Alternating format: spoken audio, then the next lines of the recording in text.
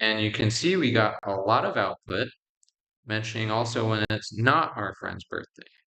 So let's go ahead and remove this else statement for right now. For our birthday reminder, we really just need to know when is our friend's birthday.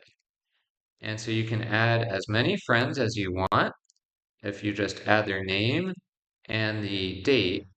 Now this becomes kind of error prone though, because let's say that we want to add a new friend in, let's say we keep this kind of chronological and we add in a new date, say our friend's birthday is on 4th of July, but then we add our friend to the end.